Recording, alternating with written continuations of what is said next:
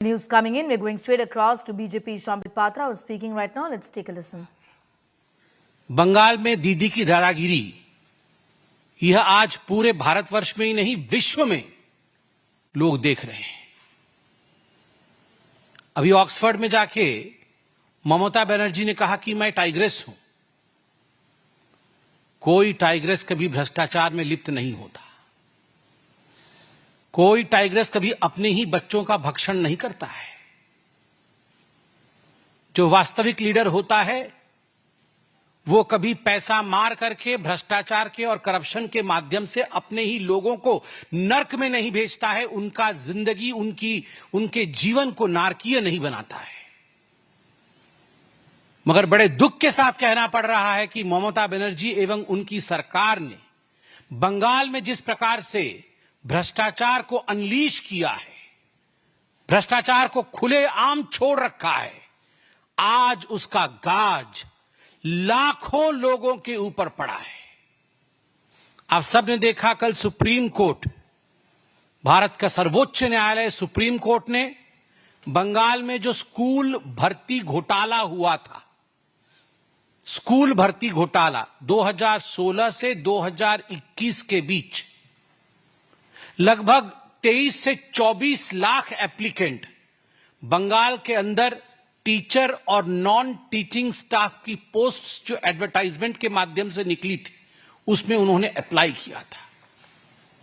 और 2016 से 2021 के बीच लगभग 25,780 से अधिक टीचर और नॉन टीचिंग स्टाफ का रिक्रूटमेंट किया गया था।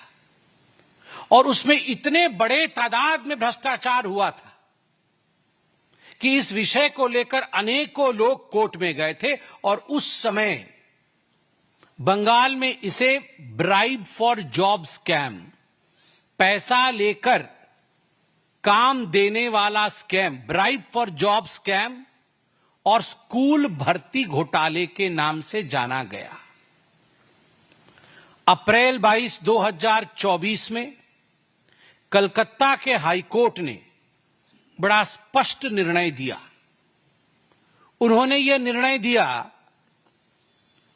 कि ये जो 25,780 रिक्रूटमेंट जिनकी हुई है, यह रिक्रूटमेंट प्रोसीजर फॉल्टी है, यह भ्रष्टाचार से मारा हुआ है, पैसा लेकर गलत तरीकों से ओएमआर सीट जो होती है, उस ओएमआर सीट जिसको कि ऑप्टिकल मार्क रिकॉग्नाइजेशन शीट कहते हैं, जब ये एग्जाम होता है तो इसकी शीट की इवैल्यूएशन होती है, उसको डिस्ट्रॉय कर दिया गया ताकि ये पता न चले कि कौन सही है और कौन गलत है, ताकि जो सबसे नीचे के पायदान पे जिस कैंडिडेट का मार्किंग हुआ है उसको ऊपर लाके एक हायर रैंक में स्थापित किया जा सके। जो टॉपर नहीं है उसको टॉपर बना दिया जाए, जिसने क्वालिफाई नहीं किया और ओएमआर शीट में कोई भी प्रश्न का उत्तर नहीं दिया उसको किस प्रकार से रिक्रूटमेंट दे दिया जाए पैसे के बल पर। तो कलकत्ता हाईकोर्ट ने 22 अप्रैल 2024 में स्पष्टतः कहा कि इसे खारिज किया जाए, दूसरी बार अपॉइंटमेंट प्रोसेस शुरू की जाए और सबसे बड़ी बात सीबीआई की जांच हो। सीबीआई की जांच हो। आप याद करिए उस समय किस प्रकार ममता बनर्जी और उनके जो साथी हैं टीएमसी के सीबीआई के खिलाफ, ईडी के खिलाफ अनर्गल बयानबाजी कर रहे थे। सीबीआई कैसे राज्य में प्रवेश नहीं करे। और ये जो इंडी अलायंस वाले हैं सब भ्रष्टाचारी, ये सारे भ्रष्टाचारी मिलकर हम कर्नाटक में सीबीआई को घुसने नहीं देंगे, हम बंगाल में सीबीआई को घुसने नहीं देंगे, जहां कांग्रेस शासित राज्य या इंडी के गठबंधन के लोग हैं वहां सीबीआई नहीं घुसेगी। क्यों नहीं घुसेगी? क्योंकि वहां हम डाका डालेंगे, हम वहां चोरी करेंगे और हमारी चोरी सीना जोरी के दम पर होगा, कोई हमें पकड़ने की हिम्मत नहीं करेगा। और कल सुप्रीम कोर्ट ने chief justice of India Sanjeev Khanna और जस्टिस संजय कुमार की बेंच ने अपना फाइनल जजमेंट सुनाया। जब हाई कोर्ट ने यह जजमेंट दिया था खारिज करने का, तो 126 एप्लीकेंट गए थे सुप्रीम कोर्ट में अपना एप्लीकेशन दायर करने के लिए, अपील दायर करने के लिए कि हाईकोर्ट के इस जजमेंट को खारिज कर दिया जाए। उसमें से एक एप्लीकेंट वेस्ट बंगाल की सरकार भी थी। सरकार ने कहा नहीं, ये हाईकोर्ट गलत बोल रही है, ये हाईकोर्ट हमारे एजुकेशन सिस्टम को ध्वंस करना चाहती है, तो हाईकोर्ट के इस फरमान को, हाईकोर्ट के इस डिसीजन को खारिज कर दिया जाए। सोचिए, ऐसा बोला था वेस्ट बंगाल की सरकार ने। सुप्रीम कोर्ट ने उस समय स्टे ऑर्डर दिया कि ठीक है, अभी स्टे करिए, हम पूरे तफसील से स्टडी करेंगे। उन्होंने सब पे स्टे ऑर्डर दिया, तफसील से इसमें पूरी स्टडी हुई, और कल सुप्रीम कोर्ट ने 2 जजों की बेंच, जिसमें chief justice of India Sanjeev Khanna और जस्टिस संजय कुमार, दोनों ने अपना जजमेंट सुनाया। मैं जजमेंट का एक अंश पढ़ के सुनाता। We have gone through the facts regarding findings of this case. Entire selection process is vitiated by manipulation and fraud. हमने इस केस के तथ्य को जांचा है, पूरे केस के तथ्य को जांचा है, सुप्रीम कोर्ट कह रही है, और पूरा का पूरा मामला जो सिलेक्शन प्रोसेस है वो मैनिपुलेटिव है, उसको मैनिपुलेट किया गया है, और फ्रॉड है, धोखाधड़ी है, धोखा दिया गया है। Credibility and legitimacy has been denuded. Credibility और legitimacy की धज्जियां उड़ गई हैं। किसकी credibility और किसकी legitimacy की धज्जियां उड़ी है? ममता बनर्जी की सरकार, वेस्ट बंगाल की सरकार और वेस्ट बंगाल की मुख्यमंत्री ममता बनर्जी की क्रेडिबिलिटी और उनकी लेजिटिमेसी की धज्जियां उड़ गई हैं। यह सुप्रीम कोर्ट ने कहा है, ये कोई भारतीय जनता पार्टी नहीं कह रही। No reason to interfere in the high court judgment. Supreme court ने कहा कोई कारण नहीं है कि जो हाईकोर्ट की जजमेंट है उसमें हम इंटरफियर करें। हाईकोर्ट ने ठीक कहा है, tainted candidates must be terminated. 23 lakh से 24 लाख युवकों ने, युवतियों ने दिन रात पढ़ाई करके एप्लीकेशन भरा कि हम टीचर बनेंगे, नॉन टीचिंग स्टाफ में जाएंगे, हमारा जीवन आगे बढ़ेगा, बूढ़ी मां बाप को हम पालेंगे, और अंततः आपने पैसे लेकर 5 से 15 लाख रुपए तक या उससे ज्यादा पैसे लिए गए। मैं उस पर भी आऊंगा, एक एक कैंडिडेट से, और पैसे के दम पर आपने ये जो भर्ती किया है, ये टेंटेड कैंडिडेट्स को टर्मिनेट करना होगा, ये सुप्रीम कोर्ट ने कहा। Appointments were result of cheating and fraud. ये जो अपॉइंटमेंट हुआ है ये चीटिंग और फ्रॉड के नतीजे से हुआ है, धोखेबाजी से की गई है। ये सुप्रीम कोर्ट ने कहा है, ये कोई भारतीय जनता पार्टी नहीं कह रही है। आप सोचिए, अगर किसी और मुख्यमंत्री के लिए ऐसे शब्दों का उच्चारण डिस्ट्रिक्ट कोर्ट भी कर दी होती तो हाय हंगामा मच जाता। राहुल गांधी पजामा और टी शर्ट में ही आ जाते पार्लियामेंट। वो आए भी थे शायद कल परसों। वो पजामा टी शर्ट में आके बोलते डेमोक्रेसी खत्म हो गई, हत्या हो गई डेमोक्रेसी की, मुख्यमंत्री को गिरफ्तार करो, अरेस्ट करो, हिटलर है। कहां है भैया राहुल गांधी? कहां हो आप? कहां है ये इंडी वाले? आओ ना। ये डिस्ट्रिक्ट कोर्ट ने नहीं, सुप्रीम कोर्ट ने बताया है। और ऐसे रिक्रूटमेंट स्कैम्स के लिए याद करिए, हरियाणा में पूर्व में मुख्यमंत्री जेल गए हैं, जेल। दीदी जेल जाएंगी, अलबत्त जाएंगी। हिंदुस्तान में कानून का शासन है, और एक बार हमारी सरकार बनेगी बंगाल में, the full force of law will come upon Mamata Banerjee. पूरा फोर्स जो कानून का है, नैतिकता का है, भारत के संविधान का है, उसके मुताबिक जिन लोगों ने हजारों लाखों लोगों के जीवन को नारकीय बनाया है, उनको दुख दिया है, प्रताड़ना दी है, वो जेल के सलाखों के पीछे होने ही चाहिए।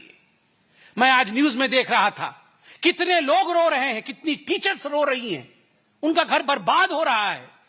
ये जो अभी लगभग 26,000 लोग निकाले जाएंगे, क्या लगता है आपको, अगर भ्रष्टाचार के माध्यम से भी जो टेंटेड हैं उनको भी रखा गया हो, तो उनके जिंदगी पर भी क्या गुजर रही होगी? क्योंकि ये सारी घपलेबाजी घोटालेबाजी ममता बनर्जी की सरकार ने किया है, इसलिए लाखों लोग आज परेशान हैं। ममता बनर्जी जी से आज हम सब डिमांड करते हैं कि जो 25,750 लोगों की तनख्वाह बंद होगी, ममता बनर्जी टीएमसी के फंड से, सीएम रिलीफ फंड से उनका भरण पोषण करे और उनको सैलरी दे, और उनका भरण पोषण करे। और ममता बनर्जी ने कल कहा है सुप्रीम कोर्ट के इस जजमेंट के पश्चात कि ह्यूमैनिटेरियन ग्राउंड में, ऐसे ह्यूमैनिटेरियन ग्राउंड तो वो समझती ही नहीं, ह्यूमैनिटेरियन ग्राउंड पे मैं सुप्रीम कोर्ट की जजमेंट को नहीं मानूंगी। I will not comply by the orders of supreme court. मैं नहीं मानती हूं, मैं खारिज करती हूं सुप्रीम कोर्ट के ऑर्डर को। मेरा सुप्रीम कोर्ट से भी सविनय निवेदन है कि ऐसे विषयों को सुओ मोटो उठाना चाहिए और contempt of court Mamata Banerjee और तृणमूल कांग्रेस की सरकार पर लगना चाहिए। किसी मुख्यमंत्री की हिम्मत हो सकती है ऐसे, वो सुप्रीम कोर्ट के लिए कहे कि हम सुप्रीम कोर्ट के ऑर्डर को नहीं मानेंगे। This is Hitlership. यह होता है डिक्टेटरशिप, यह होता है हिटलर बनना। जब कोई व्यक्ति उठकर कह दे कि मैं सुप्रीम कोर्ट को नहीं मानती, मैं सुप्रीम कोर्ट के जजमेंट को नहीं मानूंगी, यह होता है डिक्टेटरशिप। और इसलिए इस तालिबानी डिक्टेटरशिप शासन के खिलाफ आज बंगाल की जनता को एक होने की आवश्यकता है। याद करिए वो पार्थ चैटर्जी, सब लाया हूं मैं, वो पार्थ चैटर्जी जो गिरफ्तार हुए थे 2022 में। उस समय वो पार्थ चैटर्जी स्टेट के एजुकेशन मिनिस्टर थे, और स्टेट के एजुकेशन मिनिस्टर के साथ साथ कौन कौन गिरफ्तार हुए थे? एमएलए मानिक भट्टाचार्य, एमएलए जीवन Krishna Saha, TMC leader Shantanu Kundu, TMC leader quintal Ghosh, सबसे मुख्य पार्थ चैटर्जी। मगर मेरे से भी गलत उच्चारण हो गया, सबसे मुख्य पार्थ चैटर्जी नहीं, पार्थ चैटर्जी का जो अरेस्ट मेमो है, मुझे पता नहीं आप में से कितने लोगों ने पार्थ चैटर्जी का अरेस्ट मेमो पढ़ा है। पार्थ चैटर्जी ने अपने अरेस्ट मेमो में लिखा है, your guardian and your relative, जिसके कहने पर आप काम करते हैं, उन्होंने लिखा है अपने हैंडराइटिंग से ममता बनर्जी, ममता बंदोपाध्याय, हमार गार्डियन। आप सोचिए, पथप्रदर्शक ममता बनर्जी, আমার গার্ডিয়ান মমতা ব্যানার্জি, আমার रिश्तेदार, আমার रिलेटिव ममता बनर्जी, ममता दीदी, ये उनके अरेस्ट मेमो में लिखा हुआ है। आप जाके देखिए अरेस्ट मेमो। अरे जो पथ प्रदर्शक है, जो मार्गदर्शक है, जिसके कहने पर आपने ये घोटाला किया, वो पार्थ चैटर्जी जेल के अंदर है, तो दीदी जेल के अंदर क्यों नहीं? ये फोटो देखिए, ये पार्थ चैटर्जी के साथ जो मोहतरमा खड़ी है, उनका नाम अर्पिता घोष है। आप सब जानते हैं अर्पिता घोष उनकी एसोसिएट थी। और ये जो नोटों की गड्डी 2 बार रेड हुए और कुल मिलाकर के 49 करोड़ रुपया, अर्पिता मुखर्जी, ये अर्पिता मुखर्जी उनकी एड है, क्लोज एड। अर्पिता मुखर्जी के घर में भी रेड हुए, अनेकों और जगह रेड हुए। 49 करोड़ रुपए ईडी ने रिकवर किया इस रेड में।